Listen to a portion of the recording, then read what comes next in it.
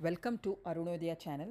ಭಾಗ 2ಕ್ಕೆ ಹೃದಯರಾಗ ಧಾರಾವಾಹಿ ಸಾಯಿ ಸುತೆ ಅವರ ಕಾದಂಬರಿಗೆ ಸ್ವಾಗತ ಸುಸ್ವಾಗತ. ಕಾಂಪೌಂಡರ್ಗೆ ಇಂತಹ ಮಾತುಗಳು ಹೊಸದಾಗಿರಲಿಲ್ಲ. ಡಾಕ್ಟರ್ ಚಂದ್ರಮೋಹನ್ ಹೆಸರಾಂತ ಡಾಕ್ಟರ್, ಅಷ್ಟೇ ನಿರ್ಗರ್ಭಿ. ಬಡವ ಶ್ರೀಮಂತರಲ್ಲಿ ಭೇದ ತೋರದೆ ಸಮಾನತೆಯಿಂದ ಕಾಣುತ್ತಿದ್ದ. ಆದರೆ ಫೀಸ್ ವಸೂಲಿ ಮಾಡುವಾಗ ಏಕಾಧೋರಣೆಯನ್ನು ತೋರುತ್ತಿರಲಿಲ್ಲ.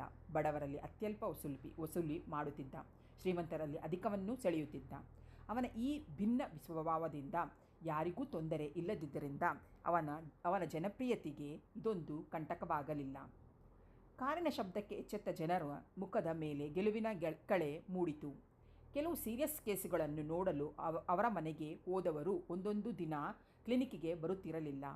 ಆ ದಿನಗಳು ಕಾದು ಸಾಕಾದ ರೋಗಿಗಳು ಬೇಸರ ಪಡದೆ ಪುನಃ ಬರುತ್ತಿದ್ದರು. ಜನತೆಗೆ ಡಾಕ್ಟರ್ ಮೇಲಿದ್ದ ವಿಶ್ವಾಸಕ್ಕೆ ಇದೊಂದು ಸಾಕ್ಷಿ. ರೋಗಿಗಳ ಕಡೆ ಮುಗುಳ್ನಗೆ ಚೆಲ್ಲುತ್ತಲೇ ಒಳಗೆ ಬಂದ ಡಾಕ್ಟರ್ ಚಂದ್ರಮೋಹನ್. ಬಂದವನೇ ರೋಗಿಗಳನ್ನು ಗಮನಿಸಲು ಶುರು ಮಾಡಿದ. ಲಕ್ಷ್ಮೀಪತಿಗಳಿಗೆ ಬೇಸರವಾಯಿತು. ತನ್ನ ಸರದಿ ಬರುವ ವೇಳೆಗೆ ಇನ್ನೊಂದು ಗಂಟೆಯಾದರೂ ಆಗಬಹುದು. ಅದುವರೆಗೂ ತಾವು ಇಲ್ಲೇ ನಿಂತರೆ ಪ್ರಬಾಳಗತಿ ಏನು? ಇನ್ನು ಬೇರೆ ಕ್ಲಿನಿಕ್ಕಿಗೆ ಹೋಗಿ ಡಾಕ್ಟರ್ ಕರೆದೊಯ್ಯಬಹುದು. ಆದರೆ ಅದಕ್ಕೆ ಬ್ಯಾಂಡೇಜ್ ಮಾಡಿದವರು ಇವರು. ಆ ಗಾಯದ ಬಗ್ಗೆ ಹೆಚ್ಚು ಗೊತ್ತಿರುವುದು ಇವರಿಗೆ ಸಹಜ ಎಂದುಕೊಂಡವರೇ ಕ್ಲಿನಿಕ್ ಬಾಯ್ ತಡೆಯುತ್ತಿದ್ದರೂ ಗಮನಿಸದೆ ಡಾಕ್ಟರ್ ಬಳಿ ನಡೆದು ಬಿಟ್ಟರು. ಡಾಕ್ಟರ್ ಚಂದ್ರಮೋಹನ್ಗೆ ಇಂತಹ ಸಂದರ್ಭಗಳು ಹೊಸದೇನಲ್ಲ. ತುಂಬ ಅರ್ಜೆಂಟ್ ಇದ್ದವರು, ಸೀರಿಯಸ್ ಕೇಸುಗಳನ್ನು ತಂದವರು ಹಾಗೇ ಬರುವುದು ಸಹಜವಾಗಿತ್ತು. ಅಂತಹ ಸಂದರ್ಭದಲ್ಲಿ ಸಹನೆಯಿಂದ ವರ್ತಿಸಿ ಅವರನ್ನು ವಿಚಾರಿಸುತ್ತಿದ್ದರು. ನೋಡಿ ಡಾಕ್ಟ್ರೇ, ನಮ್ಮ ಪ್ರಬಾಳಿಗೆ ವಿಪರೀತ ಜ್ವರ ಬಂದುಬಿಟ್ಟಿದೆ ಎಂದಾಗ ಲಕ್ಷ್ಮೀಪತಿಗಳು ಡಾಕ್ಟರ್ ಚಂದ್ರಮೋಹನ್ಗೆ ನಗು ಬಂತು. ಅವರು ಹೇಳಿದ ರೀತಿಯನ್ನು ನೋಡಿ, ಅವರನ್ನು ಕರ್ಕೊಂಡು ಬಂದಿದ್ದೀರಾ ಎಂದು ಮೆಲುವಾಗಿ ಬೇರೆ ರೋಗಿಗಳನ್ನು ಪರೀಕ್ಷಿಸುತ್ತಾ ಕೇಳಿದರು. ಅವಳು ಬರೋಕೆ ಸಾಧ್ಯವೇ ಇಲ್ಲ ಡಾಕ್ಟರ್, ಅಷ್ಟೊಂದು ಜ್ವರ. ನಿಮ್ಮನ್ನು ಕರ್ಕೊಂಡು ಹೋಗೋಣ ಅಂತ ಬಂದೆ. ಆಯಿತು, ನಿಮ್ಮ ಅಡ್ರೆಸ್ ಗುರುತು ಹಾಕಿ ಕಾಂಪೌಂಡರ್ ಕೈಯಲ್ಲಿ ಕೊಟ್ಟು ಹೋಗಿ. ನಾನು ಮನೆಗೆ ಹೋಗುವಾಗ ಒಂದು ನೋಡ್ತೀನಿ. ಈಗ ಬರೋಕೆ ಸಾಧ್ಯವಿಲ್ಲ ಎನ್ನುವುದನ್ನು ಪರೋಕ್ಷವಾಗಿ ಹೇಳಿದಂತಿತ್ತು. ಲಕ್ಷ್ಮೀಪತಿಗಳಿಗೆ ಯೋಚನೆಯಾಯಿತು. ಈ ಡಾಕ್ಟರ್ ತನ್ನನ್ನು ಹಿಂದಕ್ಕೆ ಕಳುಹಿಸುವುದಕ್ಕೆ ಈ ಥರ ಉತ್ತರ ಕೊಟ್ಟಿರಬೇಕು. ನಾನು ಮತ್ತು ನನ್ನ ಉಡುಪು ನೋಡಿ ಅವರಿಗೆ ಮಧ್ಯಮ ದರ್ಜೆಯವೆಂದು ಅನ್ನಿಸಿರಬೇಕು. ಅದಕ್ಕೆ ಅವರು ಈ ರೀತಿ ಹೇಳುತ್ತಿದ್ದಾರೆ. ಅವರು ಕೇಳಿದಷ್ಟು ಫೀಸ್ ನನ್ನಿಂದ ಕೊಡಲು ಸಾಧ್ಯವಿಲ್ಲವೆಂದೇ ಅವರ ಅಭಿಪ್ರಾಯವಿರಬೇಕು. ಇಲ್ಲ ಡಾಕ್ಟರ್, ನೀವು ಈಗಲೇ ಬರಬೇಕು. ಎಷ್ಟು ಫೀಸ್ ಆದರೂ ಪರವಾಗಿಲ್ಲ, ನಾನು ಕೊಡೋಕೆ ರೆಡಿ ಇದ್ದೇನೆ. ಡಾಕ್ಟರ್ ಚಂದ್ರಮೋಹನ್ಗೆ ಏನು ಹೇಳಬೇಕೋ ತಿಳಿದಾಯಿತು. ಇಲ್ಲಿ ಬೆಳಗಿನಿಂದ ಕಾದು ನಿಂತ ರೋಗಿಗಳ ಸಂಖ್ಯೆ ಜಾಸ್ತಿ ಇದೆ. ಇಂಥದರಲ್ಲಿ ಒಂದು ರೋಗಿಗಾಗಿ ಇಷ್ಟೊಂದು ರೋಗಿಗಳನ್ನು ಬೇಸರಪಡಿಸುವುದು ತರವಲ್ಲ ಅಲ್ವೇ? ನಾನು ಫೀಸ್ಗೋಸ್ಕರ ಹಾಗೆ ಹೇಳ್ತಾ ಇಲ್ಲ. ನೀವೇ ನೋಡಿ, ಇಷ್ಟೊಂದು ಜನ ರೋಗಿಗಳನ್ನು ಹೇಗೆ ಬಿಟ್ಟು ಬರಲಿ ಎಂದವನೇ ಕೋಣೆಯೊಳಗೆ ಕರೆದೊಯ್ದು ಮಗುವನ್ನು ಪರೀಕ್ಷಿಸಲು ಚಿಕಿತ್ಸಾ ಕೊಠಡಿಗೆ ಹೋದ. ಅವನು ಒಬ್ಬೊಬ್ಬರನ್ನೇ ಕರೆದು ಪರೀಕ್ಷಿಸಿ ಕಳಿಸುವ ವೇಳೆಗೆ 1 ಗಂಟೆಯಾಯಿತು. ಅವನು ಬೆಳಗ್ಗೆ ಮನೆ ಬಿಟ್ಟಾಗ 7 ಗಂಟೆ. 4-5 ಸೀರಿಯಸ್ ಕೇಸುಗಳನ್ನು ಪರೀಕ್ಷಿಸಿಕೊಂಡು ಕ್ಲಿನಿಕ್ಕಿಗೆ ಬಂದಿದ್ದ. ಇಲ್ಲಿ ಬಂದಾಗಿನಿಂದ ಒಂದು ಕ್ಷಣ ವಿರಾಮ ತೆಗೆದುಕೊಂಡಿರಲಿಲ್ಲ. ಅವನಿಗೆ ದಣಿವಾಗಿತ್ತು. ಫ್ಲಾಸ್ಕಿನಲ್ಲಿದ್ದ ಕಾಫಿಯನ್ನು ಲೋಟಕ್ಕೆ ಬಗ್ಗಿಸಿಕೊಂಡು ಕುಡಿದು 1 ಗಳಿಗೆ ವಿರಾಮವಾಗಿ ಕುಳಿತ. ಡಾಕ್ಟ್ರೇ ಅನ್ನೋ ಶಬ್ದಕ್ಕೆ ಎಚ್ಚೆತ್ತ ಚಂದ್ರಮೋಹನ್ ಲಕ್ಷ್ಮೀಪತಿಯವರನ್ನು ಕಂಡು ನಗುವನ್ನು ಮುಖದ ಮೇಲೆ ತಂದುಕೊಳ್ಳುತ್ತಾ, ನೀವು ಇನ್ನೂ ಇಲ್ಲೇ ಇದ್ದೀರಾ?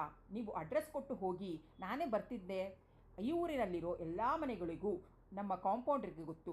ಪೋಸ್ಟ್ ಮ್ಯಾನ್ ಆದರೂ ತಪ್ಪು ವಿಳಾಸಕ್ಕೆ ಪತ್ರ ಕೊಟ್ಟು ಬಿಡ್ತಾನೆ. ಆದರೆ ನಮ್ಮ ಕಾಂಪೌಂಡರ್ ವಿಳಾಸ ತಪ್ಪಿ ಬೇರೆಯವರ ಮನೆಗೆ ಕರೆದೊಯ್ಯುವುದಿಲ್ಲ ಎನ್ನುತ್ತಾ ಬೀಗ ಹಾಕುತ್ತಿದ್ದ ಕಾಂಪೌಂಡರ್ ಕಡೆ ನೋಡಿದ. ಅವರು ದೇಶಾವಾರಿನೆಗೆ ಬೀರಿದರು. ನೀವು ಬೀಗ ಹಾಕ್ಕೊಂಡು ಮನೆಗೆ ಹೋಗಿ, ನಾನು ಇವರ ಪೇಷಂಟನ್ನು ನೋಡಿಕೊಂಡು ಮನೆಗೆ ಹೋಗ್ತೀನಿ ಎಂದು ಬ್ಯಾಗ್ ಹಿಡಿದು ಕಾರಿನಲ್ಲಿ ಹೋಗಿ ಕುಳಿತ ಲಕ್ಷ್ಮೀಪತಿಯೊಂದಿಗೆ. ಜ್ವರದ ತಾಪ ಇದ್ದರೂ ಪ್ರಭಾ ಎದ್ದು ಸ್ಟವ್ ಮೇಲೆ ಅನ್ನಕ್ಕೆ ಇಟ್ಟಿದ್ದಳು. ಇಷ್ಟೊತ್ತಿನವರೆಗೂ ಮಾವ ಬರದಿದ್ದರೂ ಒಂದು ಕಡೆ ಅವಳ ಆತಂಕಕ್ಕೆ ಕಾರಣವಾಯಿತು. ಇವರ ವಿಚಿತ್ರ ಸ್ವಭಾವ ಒಮ್ಮೊಮ್ಮೆ ಅವಳಿಗೆ ಅರ್ಥವಾಗುತ್ತಿರಲಿಲ್ಲ.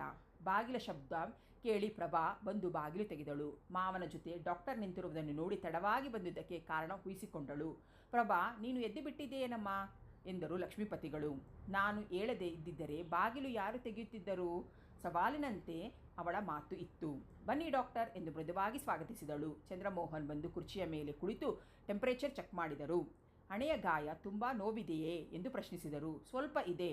ಅವಳಿಗೆ ಏನೂ ಗೊತ್ತಾಗೋದಿಲ್ಲ ಡಾಕ್ಟ್ರೇ, ಗಾಯ ತುಂಬ ನೋವಿದೆ, ರಾತ್ರಿಯೆಲ್ಲ ವಿಪರೀತ ಜ್ವರ ಎಂದು ತಾವೇ ಪೇಷಂಟ್ನಂತೆ ಹೇಳಿದರು ಲಕ್ಷ್ಮೀಪತಿಗಳು. ಚಂದ್ರಮೋಹನ್ ಒಂದು ಇಂಜೆಕ್ಷನ್ ಚುಚ್ಚಿ 4 ಪೆಂಡೆಂಟ್ ಮಾತ್ರೆಗಳನ್ನು ಕೊಟ್ಟು ನಾಳೆ ಕ್ಲಿನಿಕ್ಗೆ ಬನ್ನಿ, ಜ್ವರ ಏನೂ ಜಾಸ್ತಿ ಇಲ್ಲ ಎಂದವನೇ ಮೇಲಕ್ಕೆ ಎದ್ದ. ಡಾಕ್ಟರ್, 1 ನಿಮಿಷ ಕೂತ್ಕೊಳ್ಳಿ ಎಂದಾಗ ಪ್ರಭಾ, ಈಗ ಏನೂ ಬೇಡ, ನಾನು ಮನೆಗೆ ಊಟಕ್ಕೆ ಹೋಗ್ತಾ ಇದ್ದೀನಿ, ನೀವು ಮನೆಗೆ ವಿಶ್ರಾಂತಿ ತೆಗೆದುಕೊಳ್ಳಿ ಎಂದವನೇ ಲಕ್ಷ್ಮೀಪತಿಗಳ ಕಡೆ ತಿರುಗಿ, ನೀವೇನು ಗಾಬರಿ ಆಗೋದು ಬೇಡ, ನಾಳೆ ಹೊತ್ತಿಗೆ ಕಮ್ಮಿ ಆಗುತ್ತೆ ಎನ್ನುವುದನ್ನು ಮರೆಯಲಿಲ್ಲ. ಚಂದ್ರಮೋಹನ್ ಮನೆಗೆ ಬಂದಾಗ ಅವನ ತಾಯಿ ಸುಭದ್ರಮ್ಮ ಅವನ ಬರುವಿಗಾಗಿ ಕಾದು ಕುಳಿತಿದ್ದರು. ಉಡುಪು ಬದಲಾಯಿಸಿ ಕೈಕಾಲು ತೊಳೆದು ಬಂದ ಚಂದ್ರಮೋಹನ್ ತಟ್ಟೆಯ ಮುಂದೆ ಕೂಡುತ್ತಾ ಹೇಳಿದ, ಅಮ್ಮ, ನನ್ನದು ಹೊತ್ತು ಗೊತ್ತು ಇಲ್ಲದ ಕೆಲಸ, ನನಗಾಗಿ ಏಕೆ ಕಾಯುವೆ? ಈ ಮಾತು ಪ್ರತಿದಿನ ಅವನು ಹೇಳುತ್ತಲೇ ಇದ್ದ, ಆದರೆ ಯಾವ ಪ್ರಯೋಜನವೂ ಆಗಿರಲಿಲ್ಲ. ಸುಭದ್ರಮ್ಮ ಒಬ್ಬನೇ ಮಗನ ವಿಷಯದಲ್ಲಿ ಬಹಳ ಕಾಳಜಿ ವಹಿಸುತ್ತಿದ್ದರು. ಊಟ ಮಾಡಿ ಕೈ ತೊಳೆದ ಚಂದ್ರಮೋಹನ್ ತಾಯಿಯ ಊಟವಾಗುವವರೆಗೂ ಅಡಿಗೆ ಮನೆಯಲ್ಲೇ ಅದೂ ಇದು ಮಾತನಾಡುತ್ತಾ ಕುಳಿತಿದ್ದ. ಇದು ಪ್ರತಿನಿತ್ಯದ ವಾಡಿಕೆ. ತಾಯಿ ಮಗ ಇಬ್ಬರೂ ಅಡಿಗೆ ಮನೆಯಿಂದ ಹೊರಗೆ ಬಂದರು. ಚಂದ್ರಮೋಹನ್ ಸೋಫಾ ಮೇಲೆ ಕುಳಿತು ಆಯಾಸದಿಂದ ತನ್ನೆರಡು ಕೈಗಳನ್ನು ದಿಂಬಿನಂತೆ ತಲೆ ಹಿಂದಕ್ಕೆ ಇಟ್ಟುಕೊಂಡು ಕಣ್ಮುಚ್ಚಿದ. ಸುಭದ್ರಮ್ಮ ಬಳಲಿದ ಮಗನ ಮುಖವನ್ನು ನೋಡಿದರು. ಅವರಿಗೆ ಕರುಣೆ ಉಕ್ಕಿ ಬಂದಿತು. ಅವನ ತಲೆಯನ್ನು ಸವರಿ ಮುದಿಡುವ ಮನಸ್ಸಾಯಿತು. ತಟ್ಟನೆ ಅವರಿಗೆ ಒಂದು ಯೋಚನೆ ಹೊಳೆಯಿತು. ತಾಯಿಯ ಮಮತೆ ಚಿಕ್ಕಂದಿಂದಲೂ ಮಕ್ಕಳಿಗೆ ಹೇಗೆ ಅವಶ್ಯವೋ ಹಾಗೆಯೇ ಬೆಳೆದ ಯುವಕನ ಮನಸ್ಸನ್ನು ತಣಿಸಲು ಮಡದಿಯ ಅವಶ್ಯಕತೆ ಇದೆ. ಮಡದಿಯ ಅವಶ್ಯಕತೆ ಇದೆ. ಎಷ್ಟೇ ಬಳಲಿ ಮನೆಗೆ ಬಂದರೂ ಮಡದಿಯ ನಗುಮುಖ ಎಲ್ಲವನ್ನೂ ಮರೆಸುತ್ತದೆ. ಆದಷ್ಟು ಬೇಗ ಮಗನಿಗೆ ಒಂದು ಮದುವೆ ಮಾಡಬೇಕು ಎಂದು ನಿಶ್ಚಯಿಸಿದರು. ಹಿಂದೆ ಕೂಡ ಕೆಲವು ಸಾರಿ ಮಗನ ಮುಂದೆ ಈ ಮಾತು ಎತ್ತಿದ್ದರು. ಆದರೆ ಚಂದ್ರಮೋಹನ್ ಪ್ರಾಕ್ಟೀಸ್ ಕುದುರುವವರೆಗೂ ನನಗೆ ಮದುವೆ ಬೇಡ ಎಂದಿದ್ದರು. ಅವರು ಹುಡುಗಿಯನ್ನು ಹುಡುಕಬೇಕಾದ ಪ್ರಮೇಯವೇ ಇರಲಿಲ್ಲ. ಅವರಣ್ಣನ ಮಗಳು ಶಾರದಾ ಇವನಿಗಾಗಿ ಕಾದು ಕುಳಿತಿದ್ದಳು. ಚಂದ್ರು ಎಂದು ಮೆಲ್ಲಗೆ ಕರೆದರು. ಕಣ್ಣು ಮುಚ್ಚಿದವನು ತಟ್ಟನೆ ಕಣ್ಣು ತೆರೆದು ಏನಮ್ಮ ಎಂದ. ನಿಮ್ಮವನ ಪತ್ರಕ್ಕೆ ಏನು ಉತ್ತರ ಬರೆದೆ? ಅಮ್ಮ, ನನಗೆ ಪುರ್ಸೊತ್ತೆಲ್ಲಿದೆ, ನೀನೇ ಬರೆದು ಬಿಡಮ್ಮ ಎಂದವನೇ ಸರಿಯಾಗಿ ಕುಳಿತ. ನಾನು ಬರೆಯದಿದ್ದಕ್ಕೆ ನೀನು ಒಪ್ಪಿಕೊಳ್ಳುತ್ತೀಯೇನೋ? ಈ ವರ್ಷ ಏನೇ ಆದರೂ ಶಾರದ ಮದುವೆ ಮಾಡಿ ಮುಗಿಸಲೇಬೇಕು ಅಂತ ಬರೆದಿದ್ದಾರೆ. ಚಂದ್ರಮೋಹನ್ ಯೋಚನಾ ಪರವಶನಾದ. ಯಾಕೋ ಶಾರದಳನ್ನು ಮದುವೆಯಾಗುವ ಇಚ್ಛೆಯೇ ಅವನಿಗಿರಲಿಲ್ಲ. ತಾಯಿಗೆ ಅಣ್ಣನ ಮಗಳನ್ನು ಸೊಸೆಯಾಗಿ ಮಾಡಿಕೊಳ್ಳಬೇಕೆಂಬ ಇಚ್ಛೆ ಇದೆ.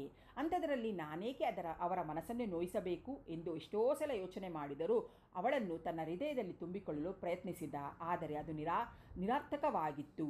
ಶಾರದಾ ಅವನ ಹೃದಯದೊಳಗೆ ಪ್ರವೇಶಿಸುವುದಿರಲಿ, ಅವನ ಹೃದಯದ ಸಮೀಪವೂ ಬಂದಿರಲಿಲ್ಲ. ಮಗ ಸುಮ್ಮನೆ ಇದ್ದುದನ್ನು ನೋಡಿ ಚಂದ್ರು ಇನ್ನೂ ದಿನ ತಳ್ಳೋದರಲ್ಲಿ ಅರ್ಥವಿಲ್ಲ. ಶಾರದಳ ಹಿಂದೆ ಇನ್ನೂ 3 ಜನ ಹೆಣ್ಣುಮಕ್ಕಳಿದ್ದಾರೆ.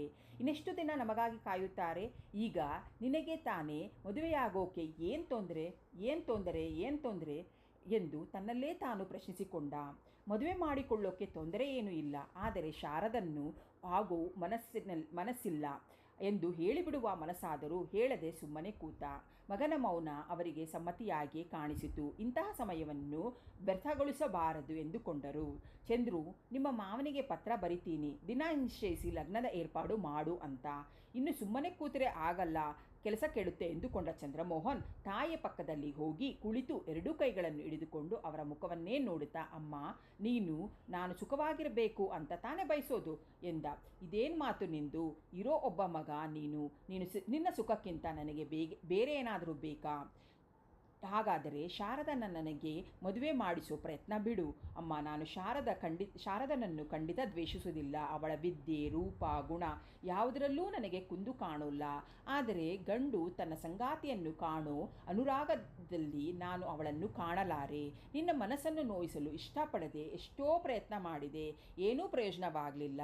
ಅವಳು ನಾನು ಮದುವೆಯಾದರೆ ಯಾಂತ್ರಿಕ ಜೀವನ ಸಾಗಿಸಬಲ್ಲವೇ ಹೊರತು ಸುಖ ದಾಂಪತ್ಯ ನಮ್ಮದಾಗುವುದಿಲ್ಲ. ಇರೋ ವಿಷಯ ನಿನಗೆ ತಿಳಿಸಿದ್ದೇನೆ, ಇದರ ಮೇಲೆ ನಿನ್ನಿಷ್ಟ, ಏನಾದರೂ ಬರಿ ಎಂದವನೇ ತಾಯಿಯ ಕೈಗಳಿಗೆ ಮೃದುವಾಗಿ ಚುಂಬಿಸಿ ಮೇಲಕ್ಕೆದ್ದ. ಅವನು ಎದ್ದು ಕೋಣೆಯೊಳಗೆ ಹೋಗಿ ಮಲಗಿದ ಮೇಲೆ ಎಷ್ಟೋ ಹೊತ್ತಿನವರೆಗೂ ಸುಭದ್ರಮ್ಮ ಕುಳಿತೇ ಇದ್ದರು. ಅವರಿಗೆ ಇಬ್ಬದಿಯ ಪ್ರಾಣ ಸಂಕಟವಾಯಿತು. ನಿಮ್ಮ ಮನೆ ಹೆಣ್ಣು ಬೇಡವೆಂದು ಹೇಳಿ ಅಣ್ಣನ ನಿಷ್ಠೂರ ಕಟ್ಟಿಕೊಳ್ಳಲು ಅವರಿಗೆ ಇಷ್ಟವಿರಲಿಲ್ಲ.